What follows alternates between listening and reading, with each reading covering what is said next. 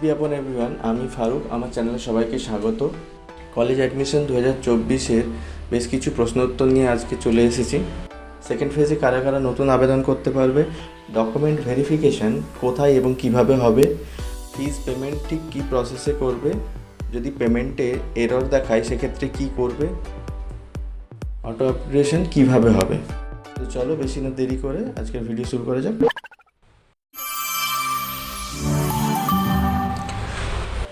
Mop up admission বা second ফেজে admission তারাই করতে পারবে যারা এর আগে অ্যাপ্লিকেশান করেনি অথবা যাদের কোনো কলেজে নাম অ্যালট হয়নি।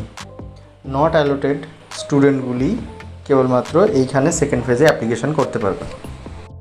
সেকেন্ড রাউন্ডের ফর্ম ফিল আপ হবে 8ই আগস্ট থেকে, সেকেন্ড মেরিট লিস্ট বেরোবে 23শে আগস্ট। তবে যারা ফার্স্ট ফেজে কলেজ অ্যালোটেড আছো তারা কিন্তু অবশ্যই অ্যাডমিশন করে নিও। এক্ষেত্রে তোমাদের পোর্টালে সতর্কবার্তা দেওয়া হয়েছে যে নির্দিষ্ট সময়ের মধ্যে না অ্যাডমিশান নিলে সেক্ষেত্রে তোমাদের অ্যাপ্লিকেশানটা কিন্তু বাতিল হতে পারে। তো এক্ষেত্রে বুদ্ধিমানের কাজ হবে তোমাদের অ্যাডমিশান নিয়ে নেওয়া। যেক্ষেত্রে তোমাদের পছন্দ মতো কলেজের প্রেফারেন্স লিস্ট অনুযায়ী তোমরা সিট অ্যালোটেড না হবে, সেক্ষেত্রে অ্যাডমিশান করার সময় তোমাদের অপশান থাকবে অটো আপগ্রেডেশনের।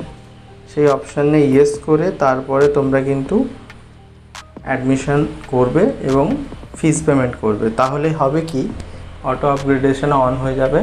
অর্থাৎ তোমার প্রেফারেন্স লিস্টে যদি কোনো 2 নম্বরে থাকা কলেজে তুমি সিট অ্যালোটেড হও, সেই ক্ষেত্রে কিন্তু 1 নম্বর তোমার প্রেফারেন্স যা আছে সেই কলেজে অটো আপগ্রেডেশন হওয়ার চান্স থাকবে।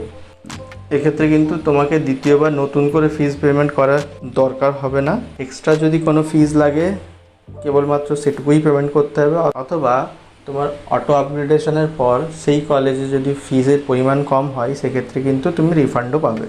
নতুন করে এক্সট্রা ফিজ তোমাকে পেমেন্টও করতে হবে না। অ্যাডমিশন ফিজ পেমেন্ট করার ক্ষেত্রে তোমরা যে কলেজে সিট অ্যালোটেড হয়েছো সেই অ্যালোটেড লিস্ট খুললে সেখানে কিন্তু ফিজ পেমেন্টের অপশান তোমরা পেয়ে যাবে। লিঙ্কে ক্লিক করে তোমরা পেমেন্ট পেজে চলে যাবে এবং পেমেন্ট গেটওয়েতে তোমরা পেমেন্ট কিন্তু কমপ্লিট করে দেবে। তারপর তোমরা ডকুমেন্ট ভেরিফিকেশনটা করাবে। ফিজ পেমেন্টের ক্ষেত্রে কিন্তু অনেকেরই ফেল ট্রানজাকশান হচ্ছে। ফিজ পেমেন্টের ক্ষেত্রে ছোট্ট একটি টিপস দেবো। তোমরা ওখানে কিউআর কোড জেনারেট করে ইউপিআই মাধ্যমে পেমেন্ট করলে কিন্তু তোমাদের ফিজ পেমেন্ট সাকসেসফুল দেখাবে বেশিরভাগ ক্ষেত্রে।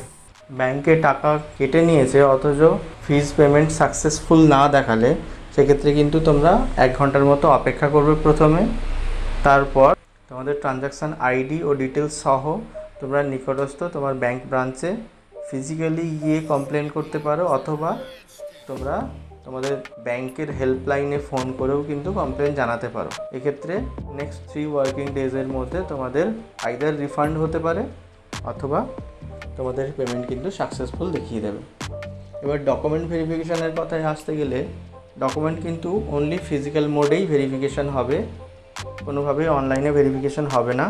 তোমাদের সেক্ষেত্রে কলেজে প্রেজেন্ট থেকে ডকুমেন্টগুলো ভেরিফাই করিয়ে নিতে হবে। ডকুমেন্ট ভেরিফিকেশানের ডেট রয়েছে 23শে জুলাই থেকে 6ই আগস্ট। আরেকটা বিষয় বলে নিই, আপগ্রেডেশনের ক্ষেত্রে কিন্তু তোমাদের প্রেফারেন্সে আপ লিস্টে যাবে, অর্থাৎ 2 নম্বরে থাকলে 1 নম্বরের দিকে যাবে, ওপরের দিকে, কিন্তু কখনোই কিন্তু ডাউনওয়ার্ডস যাবে না। 4 বা 5 নম্বর কোনো কলেজ পছন্দ থাকলে সেক্ষেত্রে কিন্তু নিচের দিকে যাবে না। আপগ্রেডেশন সবসময় উপরের দিকে হবে। এক্ষেত্রে তোমরা বুঝতেই পারছো, যদি কোনো নিচের দিকের কলেজ তোমার পছন্দ হয় সেক্ষেত্রে কিন্তু তোমার কোনো উপায় নেই, যেখানে সিট অ্যালোটেড আছে সেখানেই তোমাকে অ্যাডমিশন নিতে হবে। আরেকটা ব্যাপার হলো, যে ক্ষেত্রে তুমি অ্যাডমিশন নেবে না সেক্ষেত্রে কিন্তু তোমার অ্যাপ্লিকেশানে বাতিল হতে পারে। এরপর সেকেন্ড রাউন্ডে যদি তুমি অ্যাপ্লাইও করো সেক্ষেত্রে কিন্তু সব কলেজেই কিন্তু সিটের সংখ্যা কমে যাবে। তো সেই জিনিসটা মাথায় রেখে তোমরা অ্যাপ্লাই করবে। সমস্ত কলেজেই সিট সংখ্যা যদি কমে যায় সেক্ষেত্রে কিন্তু তোমাদের পার্সেন্টেজ যদি বেশি থাকে তাহলে হয়তো চান্স পেতে পারো, কিন্তু মাঝারি পার্সেন্টেজ নিয়ে রিস্ক না নেওয়াই ভালো। এক্ষেত্রে ওয়েবসাইটটা তোমরা ফলো করো, ওয়েবসাইটে ইনস্ট্রাকশন দেওয়া আছে, করো এবং সেই মতো তোমরা স্টেপ নাও। আজকের মতো এতটুকুই, দেখা হবে পরের কোনো ভিডিওতে। Till then bye bye, take care of yourself.